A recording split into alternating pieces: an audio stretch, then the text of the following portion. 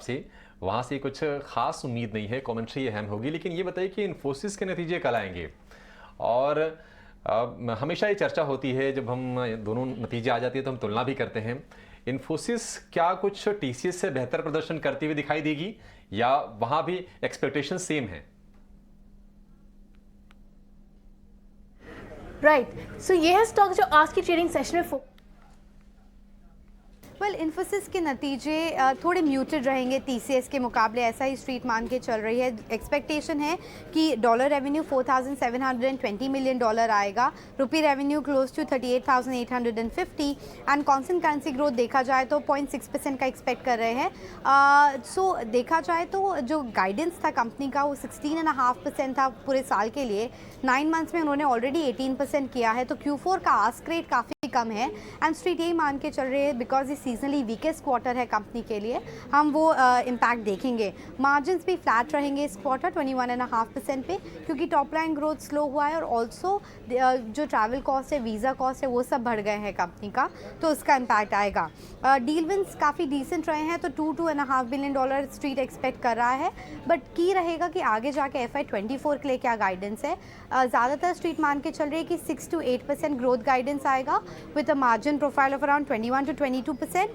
Also BFSI vertical में क्या commentary रही है, headcount addition क्या रहता है, और देखा जाए तो deal win pipeline कैसा है, ये सब चीज़ों का ही ध्यान रहेगा स्ट्रीट का, क्योंकि valuation wise comfortable हो गया है।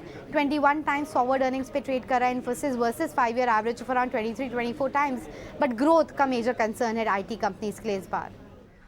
ठीक है, ग्रोथ को लेकर कंसर्न्स हैं और बीएफएसआई सेगमेंट को लेकर हाल फिलहाल कुछ बुरी खबरें भी आई हैं।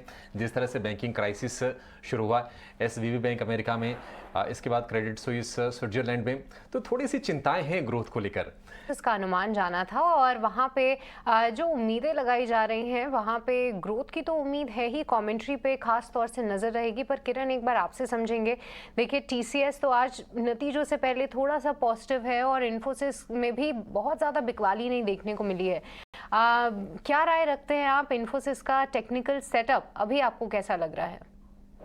इन्फोसिस की अगर हम बात करें तो बुलिश हार्मोनिक पैटर्न के प्रोबेबल रिवर्सल जोन के अंदर ट्रेड कर रहा है, number 1। Number 2, last time Diwali के आसपास हमने देखा था, अक्टूबर महीने के आसपास 1350 1360 के आसपास से इन्फोसिस ने एक बॉटम बनाया था और वहां से ऊपर हमने 1640 तक की एक जर्नी देखी थी।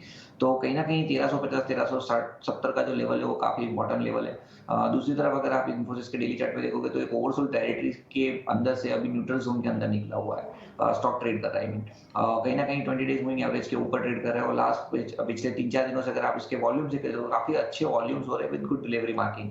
तो जब तक इसने अपना प्रीवियस बॉटम नहीं ब्रेक किया 1340 तक का, तब तक हमें लग रहा है कि कोई भी डिप आता है इन्फोसिस में लॉन्ग करके जाना चाहिए। एज अ ट्रेडर अगर आप सोच रहे हो तो 1400 का स्टॉप लॉस, 1400 का स्टॉप लॉस मेंटेन कीजिए। रिस्क प्रोवाइड रेशियो के हिसाब से फेवरेबल स्टॉप लॉस बन रहा है। 1400 का स्टॉप लॉस हम मेंटेन करके करंट मार्केट प्राइस से लॉन्ग करके जा सकते हैं। इमीडिएट लेवल पे अगर हम देखें तो 1450 का एक रेजिस्टेंस दिख रहा है हमें, तो 1450 हमारा पहला टारगेट रहेगा। जैसे ही 1450 क्रॉस करता है, there are very good chances कि ऊपर में 1530 तक की रैली इन्फोसिस के अंदर देख रहे हैं। So we are quite bullish on Infosys. जब तक ये 1400 ब्रेक नहीं करता है, एज अ ट्रेडर आप बाई करके चल सकते हो, एंड एज एन इन्वेस्टर कोई भी डिप आता है आप लॉन्ग कीजिए। 1340 का एक पोजिशनल स्टॉप लॉस है। हमें लग रहा है कि हम आने वाले 3 से 4 महीने में एटलीस्ट आप 1520 से 1530 तक की रैली इन्फोसिस में देख सकते हो। तो डेफिनेटली लॉन्ग हमारे हिसाब से इन्फोसिस बन रहा है। ठीक है, तो इन्फोसिस के लिए 2-3 जो लेवल्स है वो आप ध्यान में रखिए। 1400 का, उसके नीचे नहीं जाना चाहिए शेयर। ये 1450 अगर पार करे तो फिर ये 1530 तक चला जाएगा शेयर, ऐसा किरण को उम्मीद है इन्फोसिस से।